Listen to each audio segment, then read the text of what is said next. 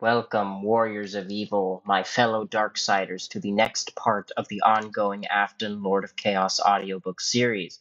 Today we are going to be finishing the second part of the first chapter of the fan fiction book, whatever you want to call it. And then the next video we'll just be going over chapter 2 and so on and so forth. And we have 36 chapters in total that I wrote, so I hope you guys are ready for a long, prosperous, and very fruitful series. And be sure to start reading it on your own, listening to this audiobook as you go along, so it can make sense to you. Or you can just listen to this on your own while you're in the bath or walking or doing your daily tasks, chores, whatever. I'm not to judge. I'm merely providing the content, and you as the viewer will consume it. All right, with that out of the way, let's begin Chapter 1, Part 2 of Afton, Lord of Chaos. All right, here we go. Yes. It was also, so starting off, last time we left off, it was his deeds legend, entire legions to command, a world ablaze in this terrible week. So that's where we're starting off at. Right afterwards. Yes, it was all so intoxicating. It would all begin by conquering the underworld, making it his own. Afton was never particularly greedy. Financial riches were of menial interest to him, but they would be absolutely required for what was to come. Manpower and resources didn't come cheap after all. Is everything all right, my lord? The advisor's voice woke him from the empowering stupor. I've decided on a course of action. To spread my influence and power will take immense time and effort. We shall begin by conquering this country's criminal underworld and warping it unto my designs. A criminal empire shall provide the foundation necessary for my future ambitions. From a neutral gaze of slight intrigue, the advisor's complexion morphed into a delighted smile. The decisiveness of which Afton spoke indicated he was truly passionate about this course of action. Indeed, when the gods first came together at their haunting covenant, they chose well. Though, of course, it was most certainly the Raven Master who had the most influence in this decision, likely having anchored all his brothers into this course of thinking in the first place. Excellent idea, my lord. How shall we begin? Afton looked up at the exit before looking back at his advisor. I'll need to be heavily advised. Spending the better part of several decades trapped in a rotting suit and in hell has left me rather uninformed on the world at large. Plus, I must know more about the gods which I now worship. Of course, sire. Let us begin. Over the next week, William Afton had learnt much, more than he ever had in his whole life, really. He firstly became known of the Pizzaplex's fate. Indeed, that meddling child, Michael, and his defected henchwoman had torched the establishment in a vain attempt to be rid of him, or so it appeared. Fazbear Entertainment blockaded any further media coverage into the incident with a broad cover story involving electrical pipeline failures, though refused to disclose further details at this time. Figures, William thought.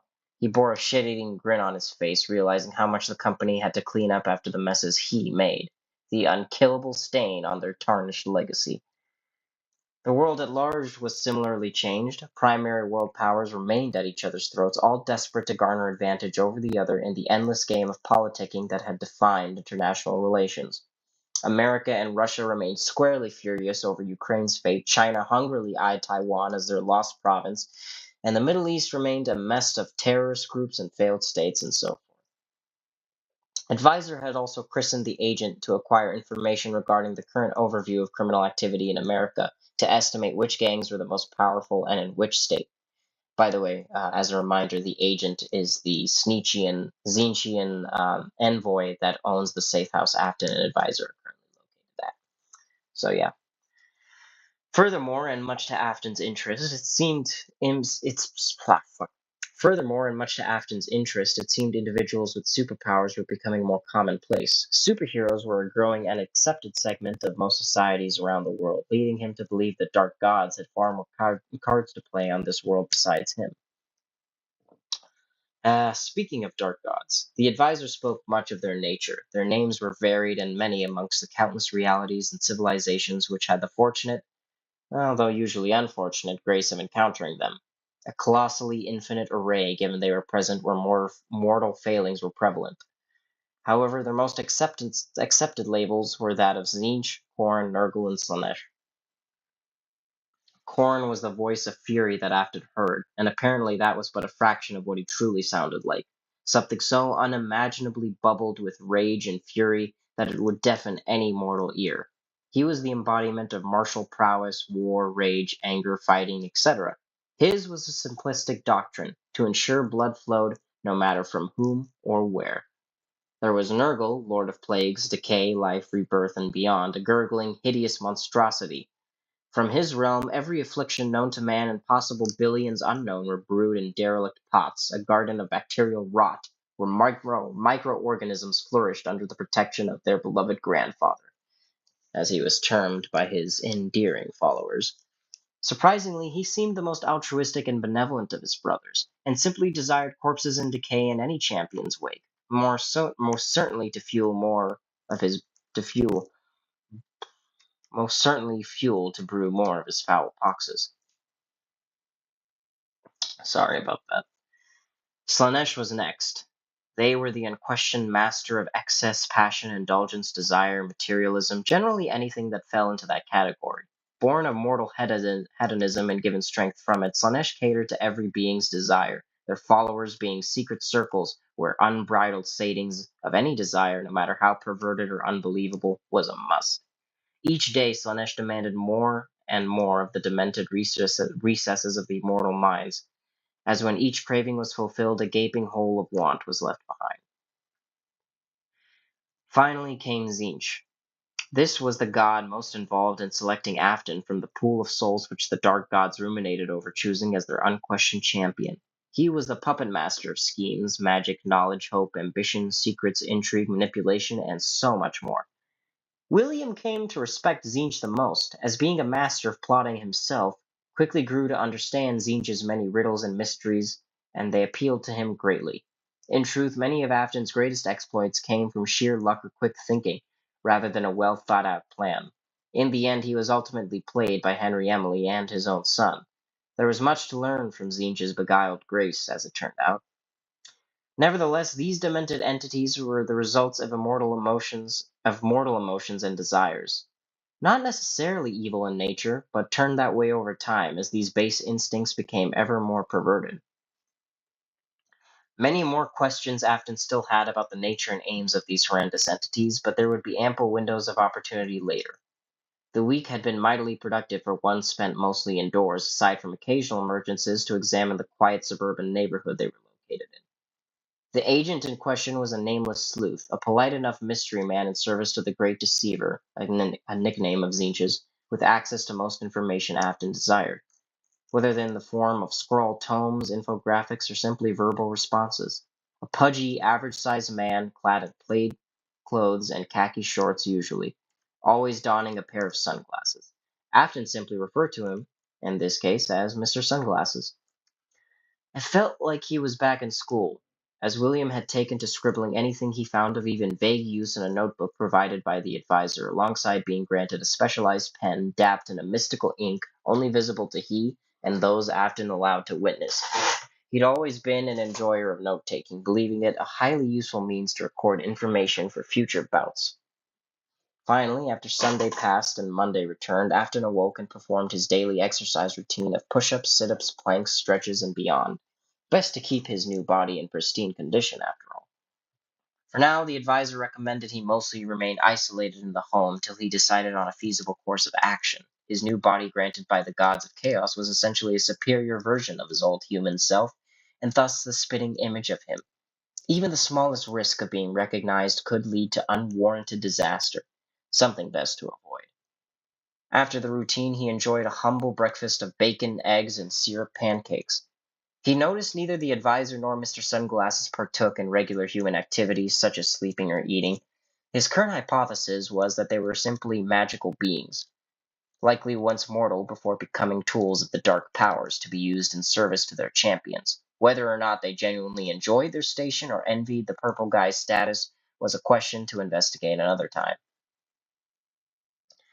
Seeing the advisor consulting his engorged book upon a wooden counter, William approached calmly, sitting upon a stool and addressing him. What do you see in that book? The Tome of Fates is a literature of time immemorial, primeval histories of civilizations and other realities, the true nature of many masters and leaders, the secret hopes and dreams of many. But such knowledge comes with an ironclad curse. I'd imagine. I have decided on a course of action. Yes, my lord. We must leave Florida. From what I gather, this recent disaster at the Pizzaplex has caused a surge of interest in my previous undertakings once more. The dark legacy of the Fazbear brand has become common discussion from everywhere I've observed. They remain completely unaware of the true nature of things, of course, but enough scrutiny is built up in the obvious lie of my former company's cover story that it raises red flags. A most wise decision, master. But where shall we begin operations, if not here? After ruminating on what the agents provided me information-wise, I believe it best to move to California. There exists wide swaths of vagrants coupled with prevalent warring gangs seeking territory. Urban cities have become a lawless wreck, coupled with political incompetence and civilian indifference, means it is perfect to begin a hostile takeover. Brilliant, mighty lord. Shall I surmise the proper arrangements? Hmm. I'm aware you act in service to one god more than the others, the changer of ways. Does this network of intelligence and resources belong to him? Indeed. As I've mentioned prior, the gods require proof of your capability before devoting blessings and gifts upon you. They have only bestowed enough to initially deploy yourself. In your body is a gift from each of them. The Raven God's network of spies and information is his personalized extra. Do not expect continued support of this body should you fail in achieving your ambitious goals. I fear nothing, for I know already victory is assured. Make the necessary inroads and inform me when my flight is prepared. I'll let you handle the issue of housing and payments. In the meantime, I have something I want to revisit downstairs. Aye, sublime master, consider it done. Back in the basement bunker, with nothing to illuminate but overhanging fluorescent lights, William went to inspect the weaponries on the rack he viewed upon first arriving in the stanky place. The dark gods did not lie, they had retrieved a literal slice of nostalgia, his first killing weapon, the same cutting knife which he used to gore those 5 children that fateful day. Through some unspeakable means, they managed to acquire this item of history. It was cleaner than ever, shimmering in the unholy light. Even grasping the firm black handle brought back wonderful memories. Their pathetic attempts to fight back and run, their squeals as they gave in to the unrelenting pain, sickening thoughts swarmed his subconscious once more. Even though it had been a century, these memories were as vivid as if it happened yesterday. Examining his becalmed face in the knife's reflection, William offered a giddy smile at his own reflected self, before setting aside his patented blade to examine the other item of interest, a battle-axe with an unseemly, unwieldy handle that seemed overtaken by eldritch corruptions. Writhing blackened vines kept stiff around the handle, the edge radiating with a sparkling magical essence similar to what was present on the advisor's staff. A mental note was etched into the purple guy's mind to ask about the intricacies of magic, and how he could possibly utilize it in the future. The handle itself was unwieldy. William distasted how disproportionate it felt, nothing like his trusty blade, of which was both flexible yet carried definitive force when colliding with the soft flesh of a victim or enemy. Yet still, William felt enamored with his war axe. It was clearly fashioned from an earlier age, hearkening to eras of Norse marauders reaping skulls across the northern straits of Europe. Purple Guy had spent the better part of an hour becoming familiarized once more with his favorite tool of slaughter, the knife, of course, swinging it about and quickly shanking the empty air. Whilst doing so, he once more reflected on this entire situation.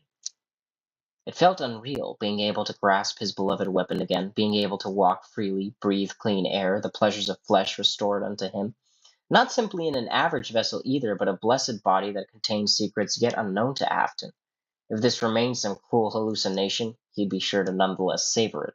But from all objective accounts, this seemed deliciously real. Yet still, William bore his reservations. Despite keenly avoiding to enter abundant detail, the advisor did mention Zinja's inclination of betrayal and intrigue. Oftentimes, the scheme conjurer god raised champions from unexpected origins, giving them power and might beyond their wildest dreams, before utterly crushing them as part of some grandiose conspiracy or simply for his own cruel amusement.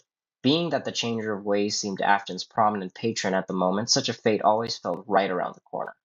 There also remained the question of his advisor, a strange fellow that seemed to subsist on unknowable mystical sustenance, forever entrapped, enraptured, and enslaved to his tome of fates. Afton had to wonder if his sudden promotion sparked any jealousies within the man, especially considering his veteranship of service to the Chaos Gods. Just then, the upstairs door creaked open. The old man, the advisor, still wrapped in humble cloaks and crutching upon his staff, stepped forth and looked upon his liege. "Preparations are complete, my lord. A charted course to Los Angeles and housing arrangements in the city have been made." "Very good. Where's my forged passport, then?" The advisor allowed a cheeky smile to creep upon his face. "Your flight will be private, sire." Took about 30 minutes to fully pack everything William desired into suitcases. His luggage included both his trademark blade and the unknowable axe, numerous rations, and a few magazines about recent world events and sports that would provide lowly amusement during the long flight. Mr. Sunglasses and Afton himself performed most of this labor, the advisor being far too haggard of physique in his elder age to provide any meaningful contribution. As Afton carted away luggage into the sunny driveway, he finally got a proper look at his place of residence the past week. After all, he hadn't exactly been outside much. A humble one-story of suburban getaway flanked by welcoming Florida palm trees that occasionally bristled in the cool wind. When it was done, the advisor seemed to rummage through a previously unchecked drawer. Afton returned into the home for the final time, driven by a curiosity as to what it could be. Noticing his master's interest, the hunchback shaman made haste in his anonymous task, which finally yielded. Could it be? "Mighty lord, this artifact was kept in reserve. Your commitment to our mission of power and dominion was tested over the week. Any sign of discontentment or fear would have qualified you, yet your steadfastness was not only noted, but appreciated. Consider this your greatest reward." Impossible. But it was indeed possible. The spring Bonnie mask, refurbished yet still retaining its horrifying glory, yet again memory surged through Afton of blood and terror, of brutal satisfaction at the cost of maimed bodies. Slowly approaching with the reverence of a faithful man reaching the site of religious pilgrimage, the purple guy's eyes glittered with a nostalgic fervor. Tears nearly escaped his eyes, his soothing palms pressing upon the yellow surface. Feeling it further, it became clear the hazardous internal wirings and circuitry that would have provided a death sentence for any donning it, should moisture seep into the suit, were removed. It had been hollowed out and retrofitted into a mask fitting of its wearer, the immortal Chaos Bringer, the relentless murderer that persisted through eons to wreak terrible vengeance. From the murderous history that surrounded this relic, William felt comforted, his terrible malignance embodied into a single object. For him, this was purest perfection. Wasting no further time in simply admiring the deathly item, he kept hold of it and placed it on. The eye holes were fixed to provide potent visibility of the world beyond, yet still gave that same sensibility of being a bloodthirsty demon seeking cowed prey in the lingering corridors of his old pizzeria. "How did you come to acquire this?" "The means of our lords should not be questioned, only accepted in their full." Being a naturally inquisitive man, Afton found himself slightly disagreeing. Though, if he had any response to make, it was overshadowed by his predominant mental, physical, and spiritual ecstasy. Springtrap was back and better than ever. Upon reaching a private airport just off the bedazzling Tampa coastline, a crew of helpful workers, either completely unaware of Afton's true nature or perhaps in the know just as advisor and sunglasses were, carted off the luggage. It pained Afton to part with his spring Bonnie mask even temporarily, venting such dissatisfaction through grit teeth and fidgety stature. Thankfully, efficiency seemed key in this operation, and before Afton knew it, he was blankly staring at a magazine detailing an NFL star's sexual abuse scandals, merely to pass the time. As the sleek aircraft uplifted from the black strip of runway, Afton took a gander at his two comrades. Advisor remained squarely fixated upon the tome's portents. Small outlines of unknowable spirits dangled and danced upon the page surfaces, but paragraphs materialized and dissipated at will, as did detailed illustrations of locations and individuals of unknown, but certainly immense interest and importance. Mr. Sunglasses idly kept himself occupied by watching live chess championships through his phone. Springtrap noted how invested the man seemed in that sport. As for our villainous protagonist himself, he quickly grew disinterested with the machinations of lesser beings and their meaningless scandals and hoaxes, tossing aside the magazine and instead looking down upon an increasingly minuscule seeming Florida. Cities and farmland became blocky swaths of territory, concrete jungles and stretches of greenery dotting the horizon. A vibrant sun's rays calmly sheened across his face. It'd been so fast, yet so agonizingly slow at the same time. A week ago, he was a struggling corpse, a half-living amalgamation of flesh and metal, kept alive by mystical enchantments and sheer desperation to live. Lost and alone, betrayed by his sole ally and his efforts completely undone and nearly obliterated by a vengeful blob of his victim's souls stitched into one horrific entity. Now, his fortunes had radically changed. Afton was en route to Los Angeles, where he intended to build the largest underground enterprise in American history, and that wasn't even his end goal. There was much to do, so many bases to cover, and so many ways to fail. Yet in that sense, William felt a diabolical thrill rush through him, one that hadn't sparked in his dull soul since that magnificent day of murder so many decades ago. Schemes hatched in his mind, routes to achieve an inglorious future. Here and now, Afton vowed he would no longer be a pained shadow, slithering along dirty floors and praying for any living soul to enter his domain solely for the joy of small-time murder.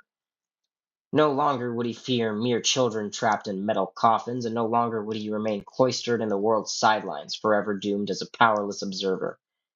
Now, a new era was descending upon the world, an era of gods, heroes, and villains. William would shape this planet to his very will if he had to, and if it called for it, maybe even beyond. After all, he always comes back. Thank you guys for watching, and stay tuned for the next entry. Have a wonderful